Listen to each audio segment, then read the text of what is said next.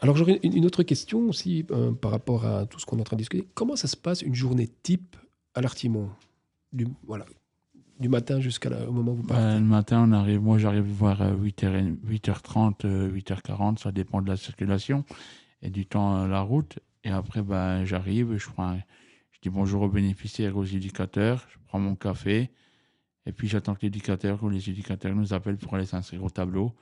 Et ben de là, on réfléchit déjà à ce qu'on va faire, avec, on voit déjà ce qu'il y a au tableau, ben, on essaye de se mettre quand il y a de la place. Et toi, Roselyne, tu ne viens pas en voiture, tu viens comment, toi, là? Les circuits en camionnette. C'est tous les matins où tu viens en camionnette avec l'Artimon, c'est ça? En camionnette. Ou en bus jusqu'à la gare et à la gare. Et donc vous arrivez à partir de quelle heure on peut arriver à l'Artimon? 8h30. Mais le premier trajet, bah, il arrive souvent écart 20. Ça dépend. On arrive, il y a un accueil, on boit son café, et après, qu'est-ce qui se passe au fond, après qu'on a bu son café, qu'on a eu Bah, l'accueil? les éducateurs ils disent allez, on va s'inscrire au tableau et on fait le tableau. Le tableau, ça veut dire que chaque jour, en fait, ils ont l'occasion de pouvoir s'inscrire au matin et après-midi en fonction des activités qui sont. Il y a une chose, on est obligé de faire la vaisselle une fois par Ah, il y a quand même semaine. des obligations. Ah oui, ok, Ça, c'est obligatoire. ça c'est Ouais, obligatoire. ouais. C'est la vaisselle, c'est une fois par semaine et on a chacun notre jour. Et si quelqu'un refuse, qu'est-ce qui se passe? Ah ben non, c'est une obligation qu'on impose. D'accord, Il n'y a que ça qui est obligé. il n'y a que ça qui est obligé. Et le Et conseil. Et le conseil, ouais, le conseil. D'accord, donc il y a deux règles obligatoires à l'Artimon. La vaisselle et le conseil. La vaisselle et le conseil. Ça, je vais retenir, comme ça je sais. Donc la prochaine fois que je viens, certainement, je vais faire la vaisselle aussi alors. Hein.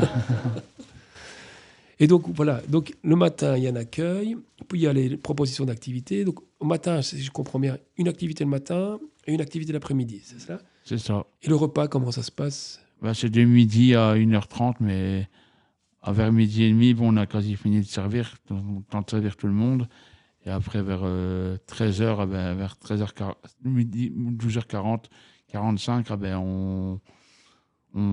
allez, on a fini de servir et de manger. Et là, on a jusqu'à 1h30, on a quartier libre. On va souvent au petit salon et au grand salon. Et là, on se retrouve avec les copains, les amis, et on parle. Et voilà, On qu'on se a chacun repose. une pause.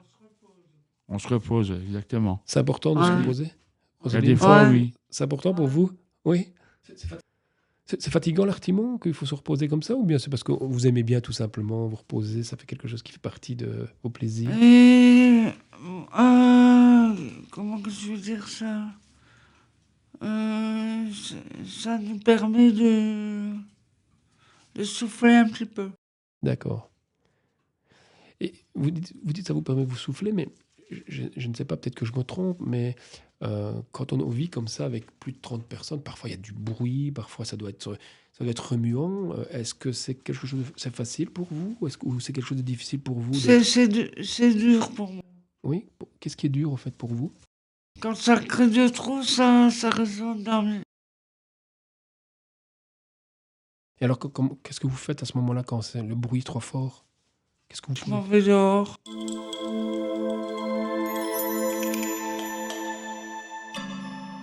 Julien, tu disais qu'en fait, on sert les repas, c'est-à-dire qui sert les repas, comment ça se passe les repas? Les repas, c'est avec un éducateur qui fait la vaisselle chaque jour. On a un groupe, des bénéficiaires de 3 personnes qui est inscrit au, au- sur le frigo. On a une feuille plastifiée avec la date et les 3 personnes qui sont mises sur la feuille. Et chaque semaine, ça change. Et les éducateurs aussi, vu que c'est celui qui fait le repas, c'est celui qui fait la vaisselle. Donc c'est bien euh, 3 bénéficiaires qui servent le repas aux autres. Ouais, 3 bénéficiaires et il y a quelqu'un qui sert la soupe aussi. On sert tout le monde sert les repas ou alors il y a des gens qui ne servent pas les repas? Il y en a qui ne servent pas les repas, c'est pas obligatoire. C'est une chose qu'on a demandé aussi au conseil, je pense. Et que c'est de là que ça a parti et qu'on a fait une feuille. Et aussi, on a un atelier aussi informatique avec Willy qui fait les repas avec Valérie aussi. Valérie, il y a un projet aussi. C'est lui qui met les menus de ce qu'on mange le midi. Il mange avec son. Il y a un projet, lui aussi, c'est faire les menus avec Willy en informatique. Et tous les matins, il doit les mettre le menu au mur avec une feuille plastifiée. Je voulais te dire, Julien et Roselyne aussi, il y a un autre dispositif à l'Artimon et que vous faites une réunion de temps en temps pour désigner qui va s'occuper des différentes tâches. Ah Qu'est-ce ouais, que ça c'est le RDA. Non, RTQ. C'est quoi ça, RTQ? C'est la réunion des tâches quotidiennes et la réunion. Le RDA, tu parles. Le RDA, c'est Réunion des animaux. Non, Non, Réunion. Attends, c'est Oui, pas- RDA, Réunion Pour les des ani- animaux. RPA. Ah, RPA pour les En fait, on a changé le nom. Non, parce que. Pour quelle raison vous avez changé le nom? Ben, on trouvait que RDA, c'était Réunion des animaux. On trouvait ça un peu spécial quand même, qu'on se réunisse tous ensemble sous ce titre-là. Et donc, on a changé ça en RPA, Réunion pour les animaux. Donc c'est ceux qui s'occupent des animaux. Ça veut dire qu'il y a des animaux, on n'en a pas encore parlé justement, il y a des animaux finalement à l'Artimon. Et qu'est-ce qu'il y a comme animaux? il y a des lapins, des poules et 2 biquettes. Et c'est quoi les tâches alors pour ces personnes qui s'en occupent? Mais c'est donner à manger tous les jours et une fois par semaine nettoyer les box. Et ça, tout le monde y participe ou bien que certaines personnes? Certaines personnes, ceux qui veulent, ceux qui sont engagés, et on peut les caresser aussi, les lapins. Les poules, les poules et les biquettes, c'est un peu compliqué pour les caresser parce qu'elles sont sauvages, mais les lapins, ça va, on arrive à les caresser. Ce que je voulais dire tantôt, en fait, c'est que dans les activités qui sont proposées, donc, on essaye quand même que chaque personne soit impliquée dans la vie de l'Artimon et que chaque personne ait une responsabilité dans le but de vraiment s'y inscrire pleinement, quoi. C'est ce que je veux dire par rapport aux réunions des tâches quotidiennes, par rapport à ce que tu disais tantôt, les repas, par exemple, servir les repas ou autre chose. Je pense à Jordi aussi, par exemple, qui est responsable de distribuer le journal. Ah ouais, Jordi aussi qui fait le journal. Et le journal, c'est bien, on n'en a pas parlé. Le journal, c'est bien parce que ça permet aussi de mettre tout ce qui se passe à l'Artimon dedans. Et après, c'est un journal qui nous est distribué à nous et qui part avec Daniel aussi. Et c'est Daniel qui fait la mise en page, souvent, avec un groupe aussi quand elle fait journal, ou bien un éducateur. Et après, ça part à l'imprimeur qui imprime. Et puis, il revient à l'Artimon avec, et on va le chercher à l'imprimeur, et c'est distribué. Donc aussi, tout ce qui se passe à l'Artimon est aussi dit au conseil, mais aussi dit en dehors, vu le journal. Et ça, c'est bien. J'allais dire le journal. Non, quand il va faire les photos, par exemple, ils ont acheté un appareil exprès pour les développer directement. Et ça fait longtemps qu'il existe ce journal? Le journal, il a commencé pendant le Covid, en fait. Oui, C'est parti et du donc Covid, ok. il n'y avait que quelques petites articles qui parlaient de la vie à l'Artimon pour pouvoir le communiquer aux bénéficiaires qui étaient absents à ce moment-là, quoi. Et puis on a continué un petit peu à la fois, ça s'est modifié et on met tous les événements, même les tâches quotidiennes, des jeux faits par Jean-Christophe. Ça paraît le plus souvent une fois tous les 3 mois. Quoi. C'est un journal trimestriel alors? Oui, trimestriel. Il n'y avait pas aussi le but que quand il y avait des bulles, tu sais, il y avait 2 bulles différentes, une bulle, je ne sais plus comment on les appelait pendant le Covid, et c'était pour mettre au courant chaque bulle, ce qui se passait dans chaque bulle. C'était pas ça le journal à la base? Non, Non, c'est pas ça? Non, c'était Je pas croyais. ça. C'était pas ça. Il y avait 3 bulles quand on avait le Covid. On avait chacun sa bulle. C'était un peu embêtant. Moi, j'aimais pas. Et quand on était confinés à la maison, c'était encore pire. Je devenais infernal. J'arrivais plus à tenir en place. C'était dur. On avait l'impression qu'on était punis et qu'on n'avait plus le droit de sortir de chez soi. Que la vie était vraiment... Franchement, ça m'a déprimé un peu aussi, le Covid, pendant ce truc-là. Moi aussi, ça m'embêtait un petit peu quand je suis resté chez moi. Comment l'Artimon a fait pour venir... comment est-ce que l'Artimon a vécu, a continué à vivre quand on était en plein Covid? Il nous téléphonait une fois par semaine, notre référent, il prenait des nouvelles.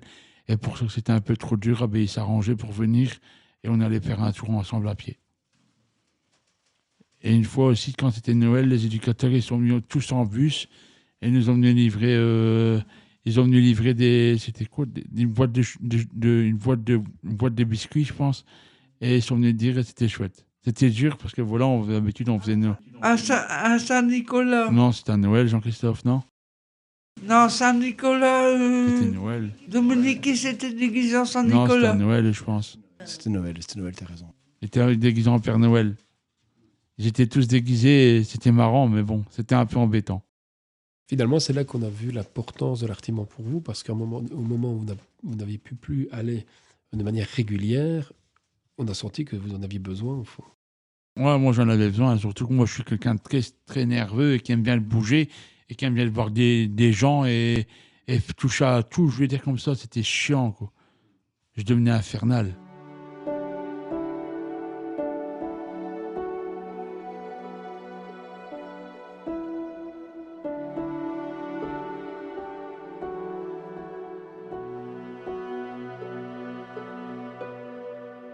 Alors, ce que j'avais aussi entendu dire, qu'il paraîtrait que pour beaucoup de personnes qui fréquentent l'artimon, le fait d'avoir un référent est quelque chose de très important. Est-ce que c'est le cas pour vous? Et en quoi c'est important d'avoir un référent ou pas? Parce on peut parler avec de nos problèmes Mhm. et ça reste entre le référent et l'éducateur. Ça reste entre eux. Ils en parlent en groupe. Je sais pas comment dire ça. On parle de la réunion d'équipe le mercredi. Ouais. Mais pour vous, pour vos raisons à vous, en quoi c'est important d'avoir un référent? Et quand j'ai des problèmes, je préfère en parler avec mon référent. Et je préfère une femme qu'un homme parce que c'est un truc, c'est plus facile d'en parler avec une femme. Et donc, vous pouvez choisir finalement aussi vos référents, quelque part. Et vous, Julien, pourquoi c'est important pour vous avoir un référent, si vous en avez un?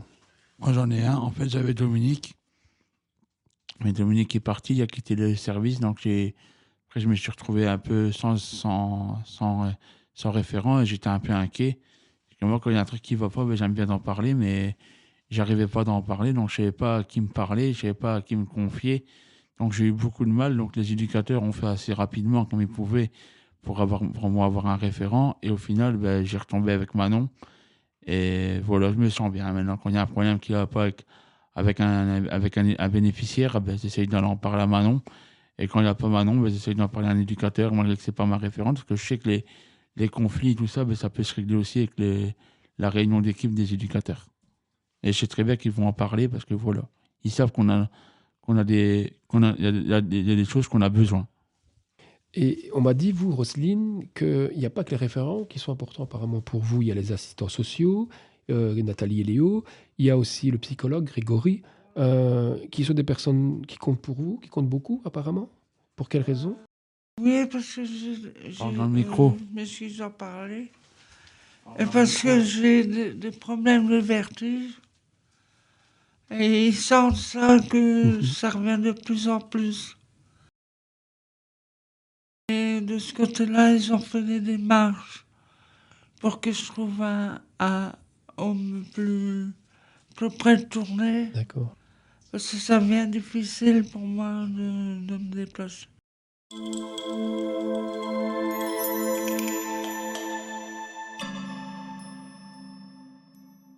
En quoi est-ce qu'avoir des relations avec d'autres, c'est important pour vous? Parce que venir à l'Artimon, je pense qu'il y a une trentaine de personnes qui viennent à l'Artimon, plus l'éducateur. Donc vous êtes beaucoup quand même dans l'institution. En quoi c'est important pour vous d'avoir des relations avec d'autres comme ça? Bah, pour rigoler et pour les aider ben, quand ça va pas. Pour faire des connaissances. Toi aussi des connaissances, ouais. En dehors de l'Artimon, vous avez aussi beaucoup de relations? Bien, c'est plus à l'Artimon que vous avez vos relations. Comment ça se passe? Les deux, moi, les deux. J'en ai plus à l'Artimon qu'en dehors. Mhm. Et vous disiez, Julien? Les deux, parce que voilà, je pratique du ping-pong aussi en dehors de l'Artimon. Le week-end, on a un match. Et les deux, on a entraînement libre au club le mardi et le jeudi. Et j'ai fait rentrer Olivier, malheureusement, qui est parti. Mais j'ai fait rentrer Olivier, qui était dans notre service à l'Artimon, qui est parti malheureusement parce qu'il y a déconné, je veux dire comme ça. Et c'est moi qui l'a fait rentrer au club de ping-pong à Saint-Pierre. Mhm. Vous avez beaucoup d'activités à l'extérieur aussi, alors. Ouais, Mhm. il n'y a pas qu'au centre. Et vous, Roselyne, en dehors de l'Artimon, qu'est-ce que vous avez comme autre activité? Je rentre chez moi, j'ai des aides sociales qui viennent à la maison. Pardon le micro, Roselyne. J'ai on m'a coupé, je ne sais plus qu'est-ce que je disais. Je vous posais la question, est-ce que vous avez des relations autres, des activités autres Oui, avec les aides sociales qui viennent à la maison plusieurs fois par semaine. Ils m'aident à faire le ménage, la cuisine, ils vont chez le médecin, ils font des papiers aussi. Julien, vas-y. Bah moi, j'ai retrouvé une copine et je me sens super bien avec elle. Il y a bientôt 1 an qu'on est ensemble et je me sens plus calme à l'Artimon. Et je suis moins énervé. Oui, donc l'Artimon vous a aidé finalement à avoir une relation amoureuse. C'est ça que vous êtes en train de me dire. Oui. Au départ, j'avais eu une relation au tout début, mais avec une autre fille et ça n'avait pas marché. Donc après, j'avais dit, ben, j'en retrouverai une autre. Pour finir après, j'ai retrouvé quelqu'un, mais de l'extérieur. Là, j'ai duré 5 ans. Après 5 ans, ben, ça n'allait plus non plus. Donc je suis parti, j'ai arrêté cette relation. Et après, bah, il y a quelqu'un d'autre qui a quitté Manuela. Et c'est vrai que j'avais toujours des sentiments pour Manuela. Et les sentiments sont arrivés. Et voilà. Bientôt 1 an il y a eu 1 an avec elle déjà. Mhm. Donc l'Artimon est aussi un lieu de belles rencontres en tout cas. Ouais, ouais. Hein? Je voulais pour terminer vous demander quelque chose. Ici, on vous a posé quelques questions, mais si vous aviez une question à poser aux éducateurs, est-ce que vous auriez un jour, ou envie plutôt, d'avoir une question à poser aux éducateurs qui sont à l'Artimon, des gens qui vous encadrent? Ce serait quelle question que vous leur poseriez? Je ne sais pas. J'ai pas d'idée. Pas d'idée? J'ai pas d'idée. Pas d'idée non plus, Roselyne? Il n'y a pas de question particulière que vous aimeriez poser, pas forcément à Daniel et à Jean-Christophe, ça peut être aussi à d'autres éducateurs. Est-ce qu'il n'y a pas une question quelque part? Vous dites, Comment que t'as connu l'Artimon, toi, Daniel? comment tu as connu l'Artimon, Daniel? En fait,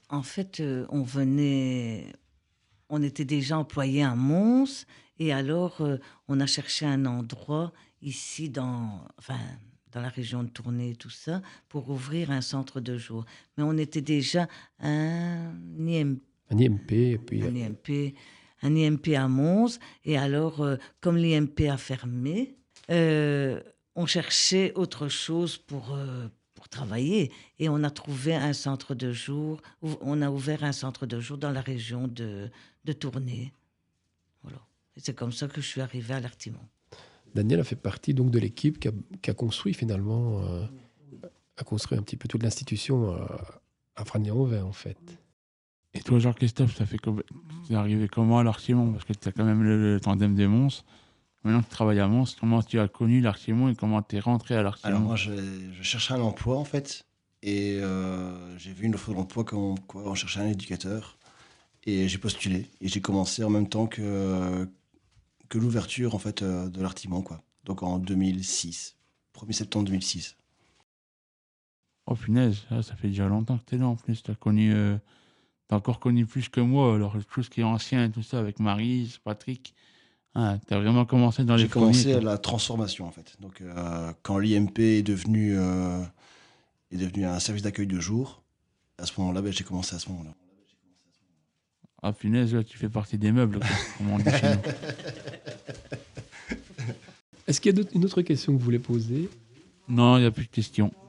Moi, j'aurais une question peut-être à Jean-Christophe et à Daniel. Qu'est-ce que vous auriez envie de leur renvoyer à Roselyne, justement, et à Julien? Voilà, après tout ce qu'on a entendu, est-ce que vous avez envie de leur envoyer quelque chose qui vous tiendrait aussi à cœur de leur dire, quoi? En tout cas, moi, je vous remercie beaucoup d'avoir pu témoigner de ce qui se passait à l'Artimon, tout ça. Je trouve que vous avez été très courageux et très, très vrai dans ce que vous avez dit. Donc, je vous en remercie beaucoup. Je trouve aussi que vous avez eu tous les deux beaucoup de force, et c'est très agréable de vous entendre parler de l'Artimon en tout cas. Merci beaucoup. Merci Jean-Christophe et Daniel. Vous voulez dire quelque chose, Roselyne? Non, c'est terminé. Je ne sais pas si vous avez encore quelque chose de particulier à partager. Sinon, je voudrais en tout cas dire un grand merci à Julien et à Roselyne, ainsi qu'à Daniel et Jean-Christophe pour ce beau moment, partage et d'écoute ensemble. Merci aussi à toute l'équipe de l'Artimon pour leur engagement au quotidien et à vous, chers auditeurs, d'avoir pris le temps de nous accompagner dans cette rencontre. On se retrouve bientôt pour un nouvel épisode de Ça ne va pas de soi, où nous continuerons à donner la parole à celles et ceux qui font vivre la richesse de l'accueil et de l'accompagnement humain au cœur de nos institutions. Au revoir. Au revoir. Au revoir, merci. Au revoir.